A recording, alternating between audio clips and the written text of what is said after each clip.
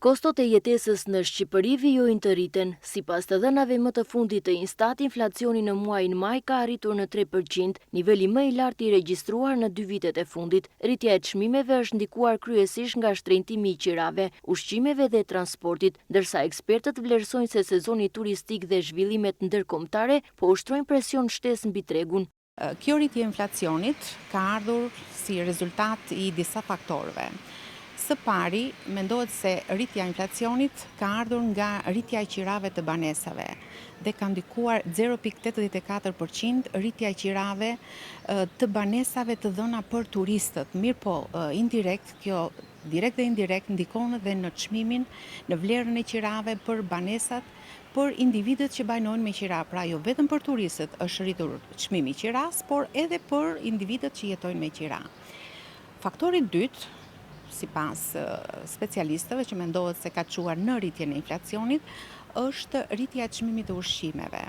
Në treg, ushqimet kanë një rritje çmimi të lehtë, e cila mendohet që me ardhjen e sezonit veror, me rritjen e numrit të turistëve të ketë përsëri një lëvizje, dhe kjo është rritur në masën 0,76%.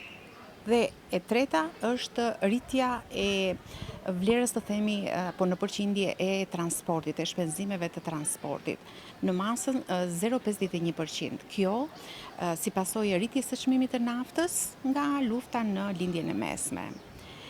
Niveli 3% i inflacionit, nëse shikojmë nga pikpamja e Bankës së Shqipërisë, është në kotën e dëshiruar për saj. Pra, në momentin që kjo normë inflacioni qëndron në nivelin 3%, Banka e Shqipërisë nuk ka arsye të ndërmarrë një veprim të saj pra për të ndikuar tek norma interesit. Mirë po, nëse me ardhjen e sezonit veror kemi një rritje të këtij inflacioni, atëherë Banka e Shqipërisë duhet të ndërhyrë nëpërmjet normës së saj të interesit për ta mbajtur stabil këtë normë interesi. Ndërsa të dhënat tregojnë një rritje të përgjithshme të çmimeve në vend, efektet e inflacionit ndihen ndryshe nga një qytet në tjetrin. Gjirokastra, një nga destinacionet turistike më të rëndësishme të jugut, po përjeton gjithashtu një sezon me kërkesë të lartë për akomodim dhe shërbime. Edhe në Gjirokastër nuk ka si të jetë ndryshe, pra nuk ka si të bëj përjashtim nga gjithë vendi. Edhe në Gjirokastër kemi rritje të çmimit të qirave, pra të shtëpive të dhëna me qira për turistët, sidomos tani që vjen sezoni veror, është fare thjesht nëse futemi në Booking dhe shikojmë çmimet e objekteve që jepen me qira për turistët. Tjetër çmim ka në dimër, tjetër çmim ka në verë, pra kemi një rritje të çmimit të qirave për turistët, gjë që ndikon dhe tek qirat e banorëve pastaj.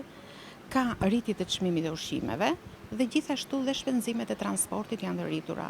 Justifikohen me rritjen e çmimit të naftës, por që gjithsesi dhe kjo është një rritje që ndikon në xhepin e konsumatorëve, gjirokastrit dhe mbar Shqipërisë.